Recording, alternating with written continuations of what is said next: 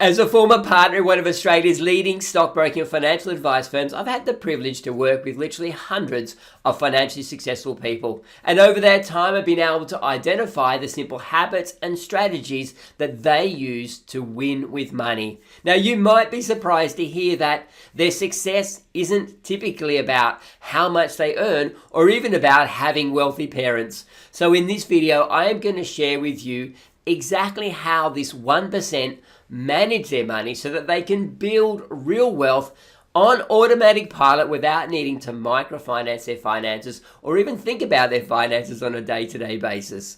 And I'm going to share with you 4 really simple steps to set up in your own life the exact same strategies that these financially successful people use to create lasting wealth. Imagine having a system where all your bills are covered and your investments are growing automatically, and you don't need to worry about whether you're doing it right because everything's just ticking along in the background. And by the way, if after watching this video you would like to go deeper on this, you'd like to learn more about the strategies that I'm going to share in this video, then can I encourage you to check out the link in the description to my free community where I've got a training that will take you through this step by step. Okay, so let's get stuck into it. Let's have a look at how you can manage your money like the 1%. So, first things first, agenda. Let's quickly go through what we're going to be discussing. Number 1, the upward wealth spiral. This is both a way of thinking about your money and a way of managing your money. Then we're going to look at, well, how do we automate the process that we don't need to think about it on a day-to-day basis? Then we're going to look at, well, how do we allocate our surplus cash flow? What is the order that we need to do things in so that we can build the foundation first? And then we're going to look at getting your money working for you. In other words, investing. How do we get our money making money?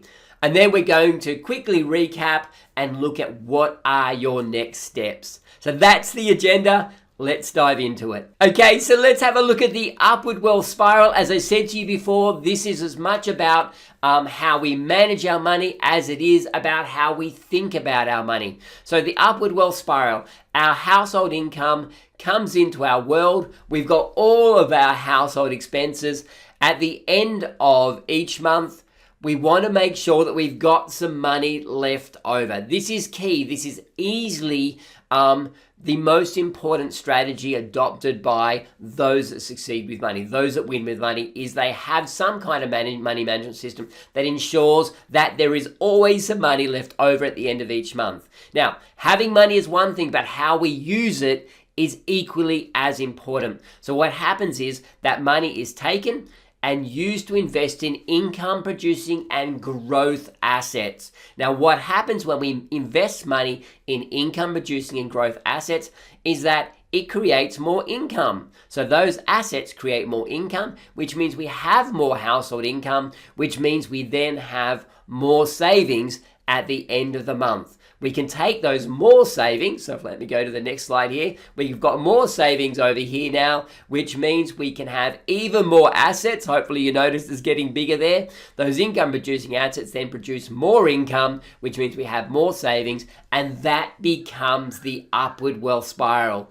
This is as simple as it gets. If we can just get our mindset on, we need to have some money left over. We take that extra money, we invest it into income producing assets. Those income producing assets produce more income so that we've got more savings, more assets, more savings, more assets. It becomes that upward wealth spiral. So let's have a look at how most people actually manage their finances just so we can contrast the two. So the next style of money management is called hand-to-mouth money management. This is where money comes into our life, and we've got all of our household expenses, and unfortunately there's nothing left over at the end of each month. This is paycheck to paycheck living. The one good thing about this investment strategy is that we haven't got ourselves into debt. We're simply just living paycheck to paycheck.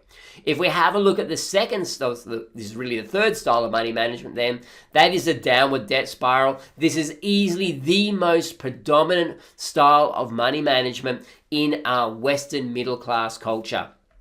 So what happens here is our household income comes in, we've got our household expenses, and there's nothing left over at the end of the month. Now, I understand this looks very much like hand to mouth at the moment, But there's one big difference, you can probably guess what it is that our household expenses includes a whole bunch of debt. So this means we're taking out our income and we're using it to leverage our lifestyle up. In other words, we're using debt to create a lifestyle we could not otherwise afford if we had to pay cash for it. It might be a bigger mortgage than we could really afford. It could be borrowing money to buy a car. It could be using credit cards, Zip Pay, Afterpay to buy things that we don't have the cash for right now.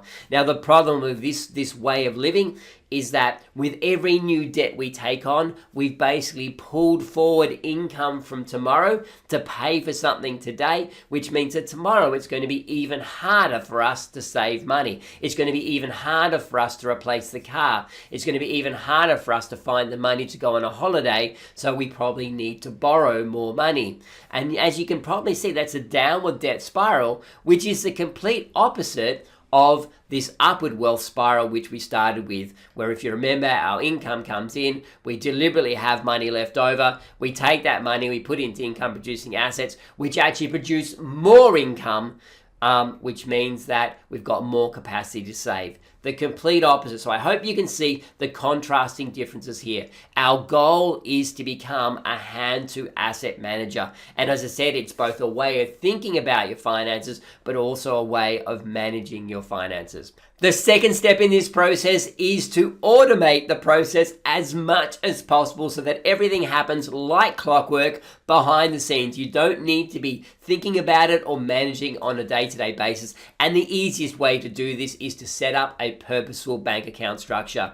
Now, this is the bank account structure that I use with most of my financial coaching clients. 4 bank accounts, each with a purpose. So what we've got is our income comes into a savings account. Now, by having a savings account as the core or as the receiver of your income, you're making savings a priority. Now, if you're a couple, this means both your sources of income come into this account, because this is the doorway into your financial world. This is where we start the harnessing your cash flow process. So the first account is your savings account. Second account is your investment account. Now think about this in order of priority as well. So money comes in, we've got investments, then we've got our bills account. So this is the account that we use for most of our expenses. And then we've got our lifestyle expenses. Now, thinking about your finances in this order is absolutely key to winning with money. What we then want to do is we go, okay, our income comes in here.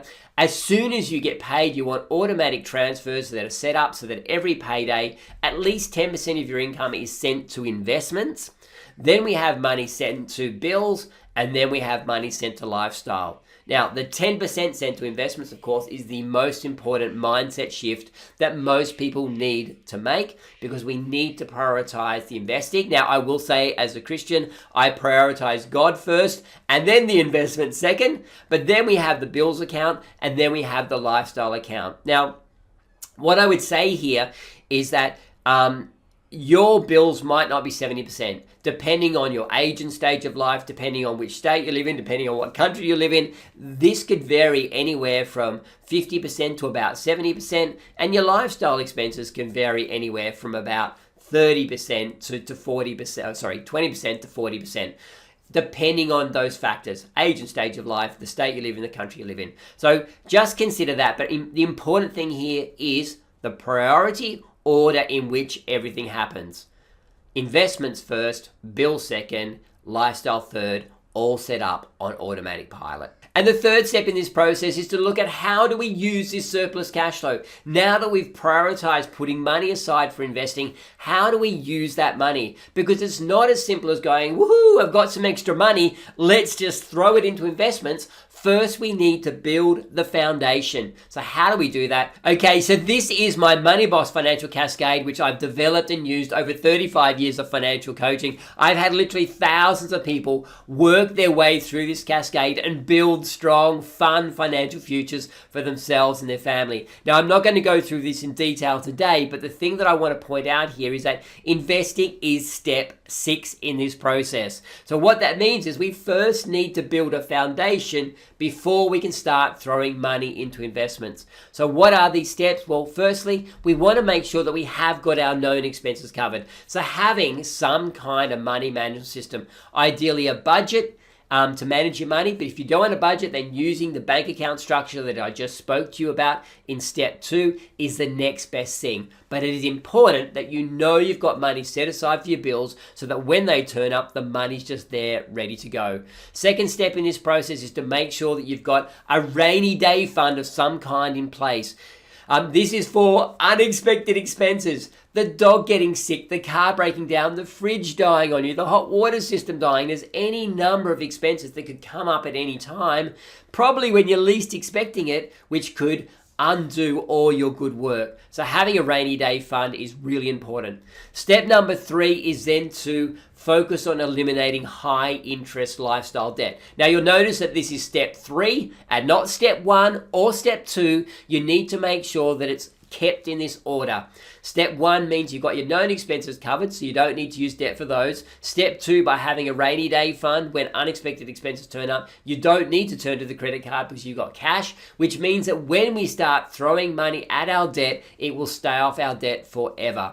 Step number 4 is then to build a cash reserve. This is for unexpected life events. This is getting sick or injured and unable to work. This is losing your job. This is the COVID pandemic occurring again and we can't work for periods of time. It's things like having to take time off to care for loved ones.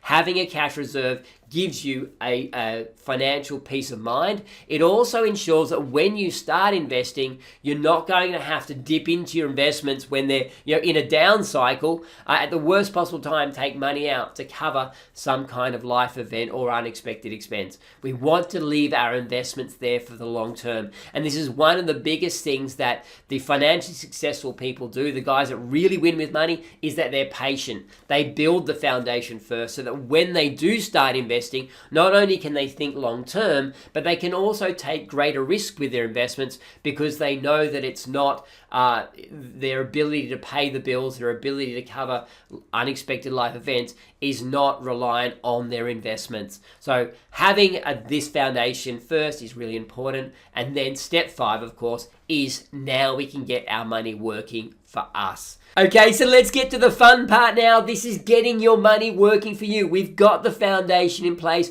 We've automated the money management system there. Now we can start putting money into investments. Now, the first thing that I want to say to you here is please do not overcomplicate this process. There's 5 really simple principles of investing that I'm going to take you through here.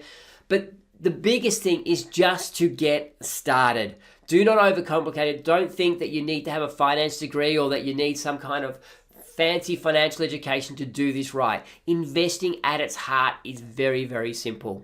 So first principle is very easy. Think long term. That is why we built our foundation, so that you can think long term. You can think 10, 20, 30 years, because most of the people that I've worked with that have won with money have had a very simple strategy and they've just stuck with it for a long, long time.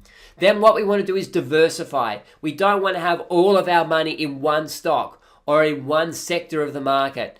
It's really important that we diversify what you're investing in. I'm going to talk to you about how we do that in just a moment.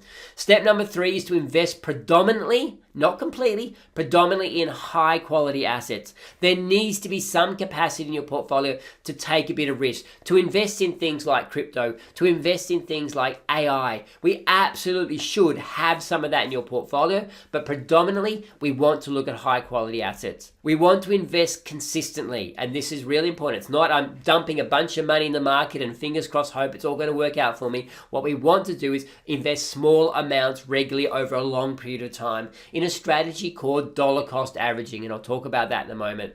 Then, very importantly, we want to make sure that we keep the fees really low. I've created another video where I talk about the real cost of fees, and I can tell you that it's horrifying, and I seriously mean that. Over 10, 20, 30 years, you could literally lose between half and 2/3 of the total value of your potential return simply because of the compound impact of fees over time. So making sure you keep your fees very low is super important. Okay, now the simplest and best investment strategy to get started with is by far dollar cost averaging.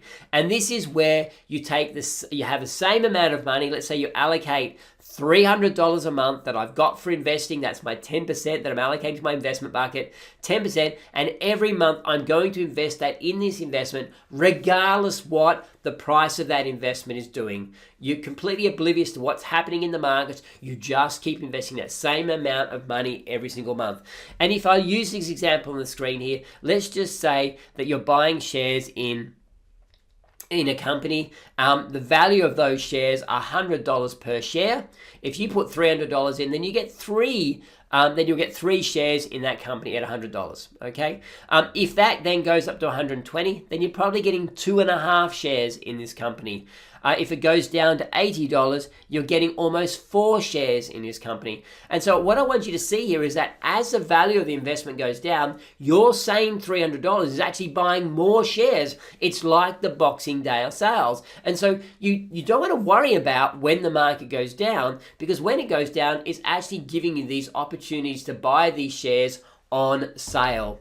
And then when it goes up, of course, we're making more profit. But the idea is over time, every single month, you just keep investing your $300 regardless what the price is. Now, as I said, I have a whole nother video on the power of dollar cost averaging. I'd encourage you to check that out. I'll put the link in the description below.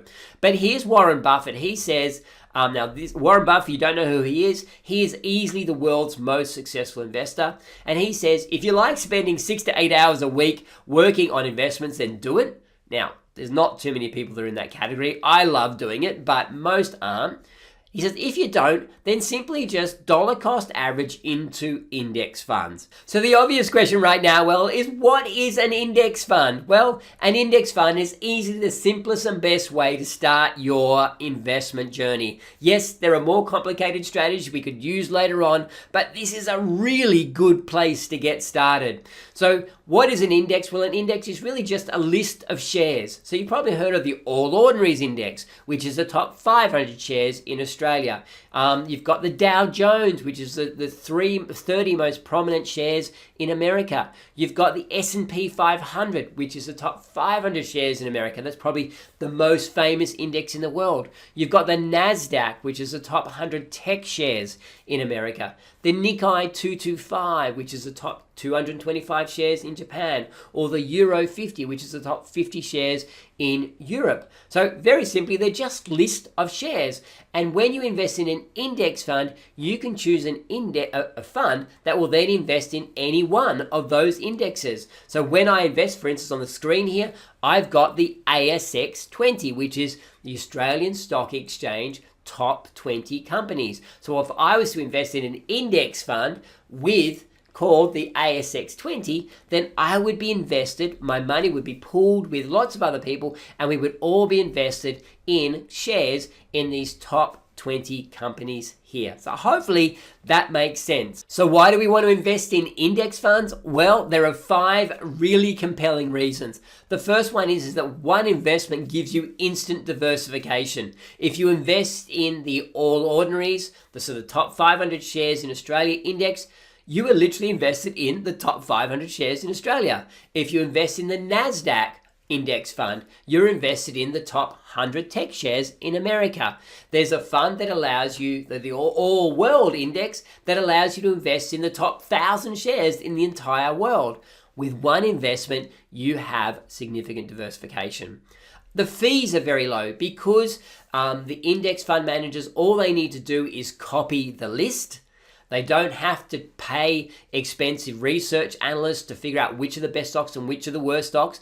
They simply just have to follow a list. And as a result, fees are typically 0.1 to 0.3%. And the compound impact of that on your portfolio returns is significant over 10, 20, 30 years.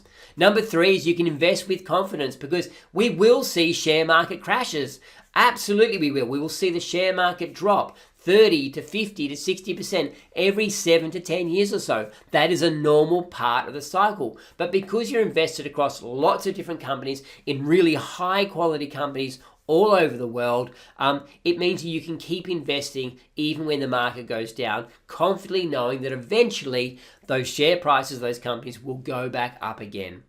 Number 4 is it's easy to automate buying. You can just set up a direct debit every month so that your money is taken from your bank account and invested into these. So using our dollar cost averaging strategy, which we've talked about previously.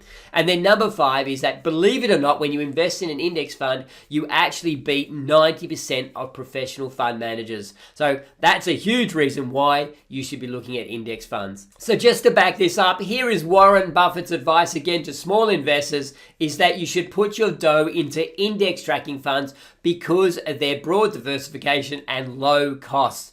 He goes on to say a very low cost index will beat the majority of amateur managed money and professionally managed money. So you can't get better advice than that. Now, if this video has been helpful so far, please click the like button because that helps this content reach more families. And don't forget to subscribe because every week I release more practical, no fluff money strategies to help you and your family thrive financially. Okay, so now let's finish this up with a very quick summary. Firstly, we looked at the upward wealth spiral. This is a very powerful way of both thinking and managing of finances, making sure that we have some kind of money management system that ensures that there's surplus cash flow left over at the end of each month. We can take that surplus cash flow, we can invest it into income and growth assets. Those income and growth assets produce more income, which provides us with greater savings capacity so that we can buy even more assets, which then becomes the upward wealth spiral.